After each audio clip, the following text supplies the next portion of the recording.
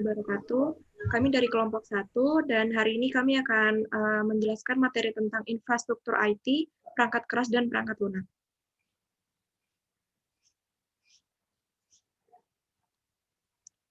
Sebelumnya nama saya Prasasti Ajeng Selmi, lalu ada rekan saya yaitu Adinda Nur Afifah, ada Gema Andika Novaldo, lalu ada Rabia Aladawiyah, ada Raffi Kurniaji Aldero, dan yang terakhir ada Syarifah Hilmiah.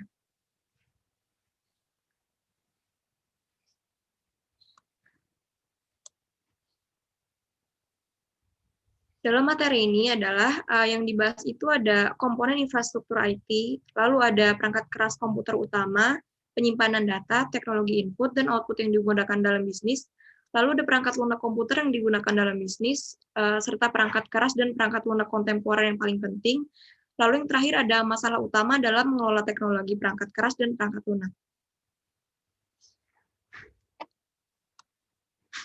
Nah, yang akan saya bahas pertama adalah perangkat keras komputer. Ada infrastruktur IT, yaitu yang menyediakan platform untuk mendukung semua sistem informasi dalam bisnis. Komponennya itu antara lain adalah komputer hardware, layanan teknologi, misalnya konsultan untuk integrasi sistem dengan sistem lama, lalu selanjutnya ada komputer software, selanjutnya ada teknologi manajemen data yang berfungsi untuk mengatur, mengelola, memproses data bisnis yang berkaitan dengan inventaris, pelanggan, dan vendor. Lalu yang terakhir ada teknologi jaringan dan telekomunikasi. Selanjutnya akan dijelaskan oleh rekan saya. Kemudian selanjutnya itu ada tipe komputer. Komputer datang dalam berbagai ukuran dengan berbagai kemampuan untuk memproses informasi. Salah satunya adalah FLOPS, Floating Point Operations per Second, ponsel cerdas, netbook, pembaca e-book. Kemudian ada PC, stasiun kerja yang kemampuan pemrosesan matematika dan grafik yang lebih kuat daripada PC. Kemudian ada server, jenis komputer kelas menengah, mendukung jaringan komputer, berbagi file, dan sumber daya, menyediakan platform perangkat keras untuk e-commerce. Kemudian ada mainframe, komputer berkapasitas besar dan berkinerja tinggi yang dapat memproses data dalam jumlah besar dengan sangat cepat. Misalnya, digunakan oleh maskapai penerbangan untuk ribuan reservasi per detik. Selanjutnya, ada superkomputer.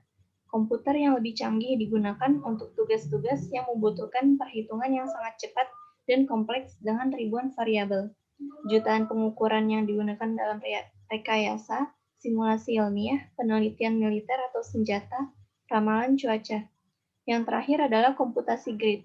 Kekuatan komputer jarak jauh geografis yang terhubung ke jaringan tunggal untuk bertindak sebagai superkomputer virtual.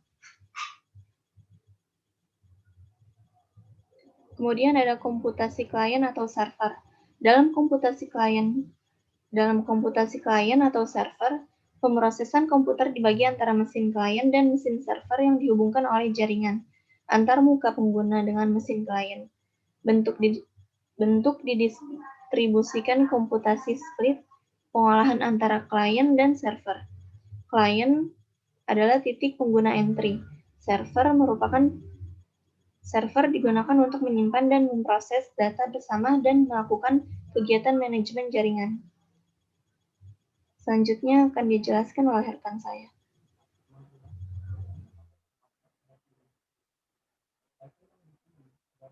Berikutnya ada teknologi penyimpanan output dan input. Yang pertama itu ada disk magnetis seperti hard disk, flash drive atau RAID. Kalau untuk disk optikal itu CD, DVD atau Blu-ray. Dan berikutnya ada storage networking yang memiliki positif seperti berikut. Mengurangi biaya penyimpanan, dapat mengelola informasi, meningkatkan fleksibilitas, dan menyediakan cadangan yang hampir pasti. Terus berikutnya ada tape magnetis. Tape magnetis itu sudah tidak terlalu digunakan sekarang karena sudah ada storage networking, disk magnetis, dan disk optikal. Berikutnya.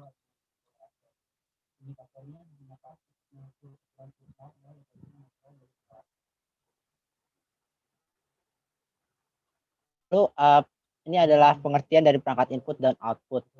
Perangkat input adalah perangkat yang mengumpulkan data dan mengubah data tersebut menjadi bentuk elektronik. Seperti contoh keyboard, mouse, layar sentuh, dan lain-lain. Lalu ada perangkat output yang menampilkan data setelah diproses oleh perangkat input. Contoh, monitor, printer, dan lain-lain. Kedua perangkat ini seperti berkesinambungan, karena tanpa adanya kesinambungan antara perangkat input dan output, TI tidak bisa berjalan dengan baik dan benar. Berikutnya akan dijelaskan oleh teman saya.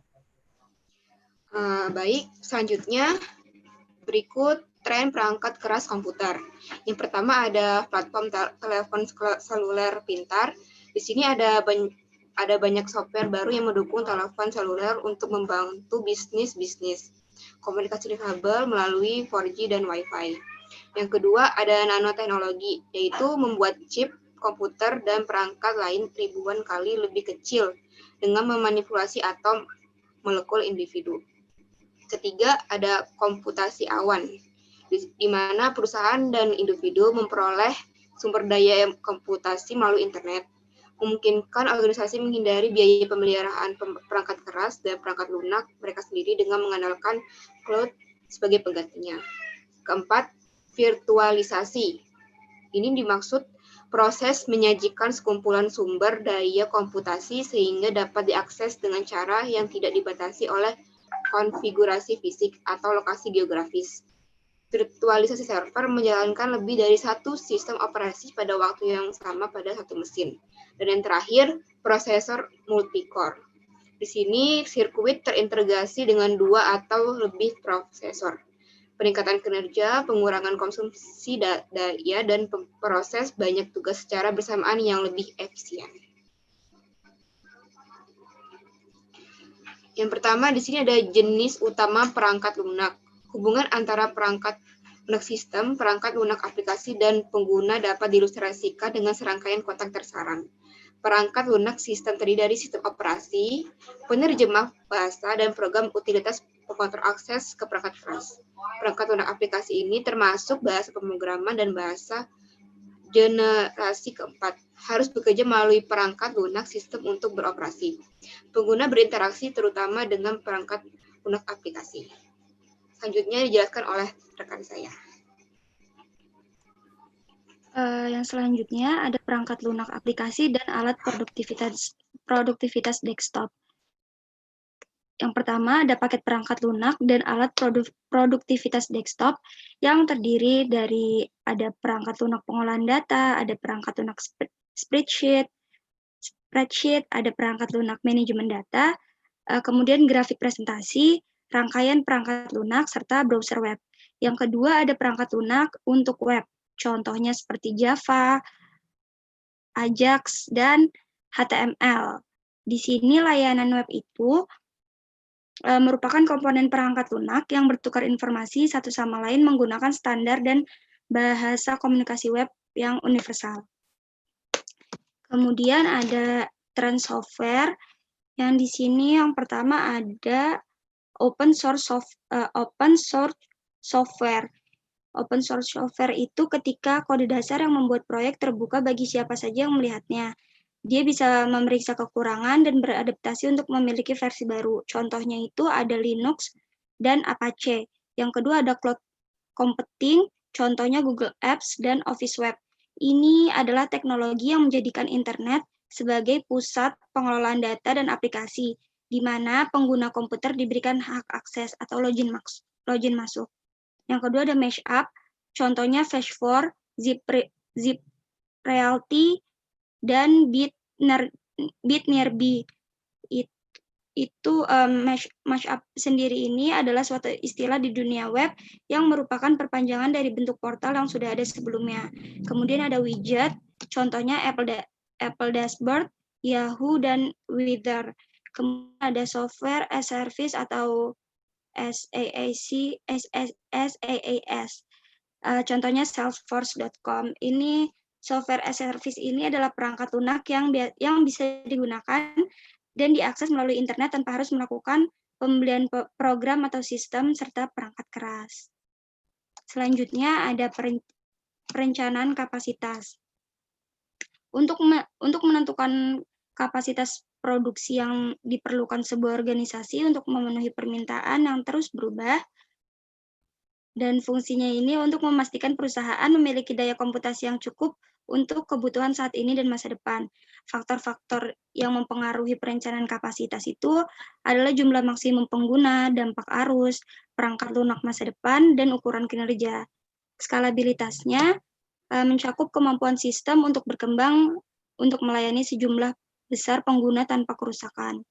Selanjutnya ada biaya modal total dari kepemilikan atau TCO. Ini berfungsi untuk menganalisis biaya langsung dan tidak langsung untuk membantu menentukan biaya sebenarnya dari memiliki teknologi khusus. Contohnya, biaya langsung itu seperti perangkat keras, terus biaya pembelian, biaya perangkat lunak. Kalau biaya tidak langsung, contohnya seperti biaya administrasi berkelanjutan, peningkatan, pemeliharaan, dukungan teknis, pelatihan, utilitas, dan biaya real estate.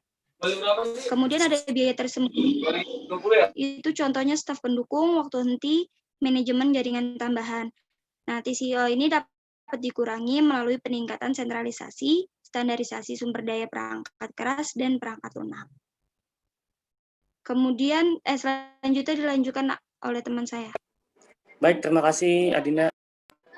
Selanjutnya yaitu menggunakan penyediaan layanan teknologi. Itu penyediaan layanan teknologi ini ada 4 penyediaannya. Yang pertama itu outsourcing, yaitu menggunakan penyediaan eksternal untuk menjalankan jaringan, media host, kelola situs web, dan mengembangkan perangkat lunak atau outsourcing perangkat lunak.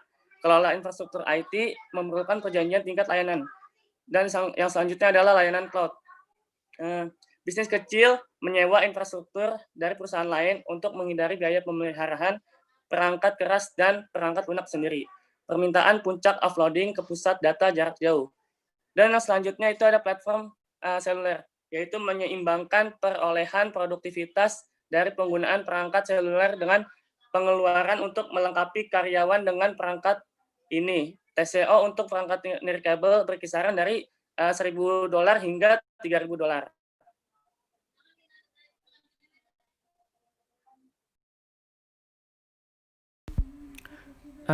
Selanjutnya ini ada kasus pada PT IBM yang mana di suatu perusahaan-perusahaan di Indonesia itu lupa menyempurnakan proses TI. Untuk itu sebelumnya saya ingin menjelaskan apa itu IBM. Jadi IBM ini kepanjangan dari International Business Machine, yang mana itu adalah sebuah perusahaan milik Amerika Serikat yang memproduksi dan menjual perangkat keras dan perangkat lunak komputer. Selanjutnya itu terkait kasus tersebut.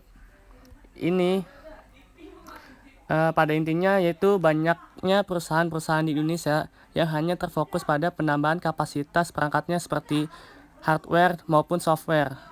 Akan tetapi mereka perusahaannya melupakan penyempurnaan proses TI-nya. Hal ini akan menimbulkan permasalahan serius di dalam proses TI di suatu perusahaan tersebut.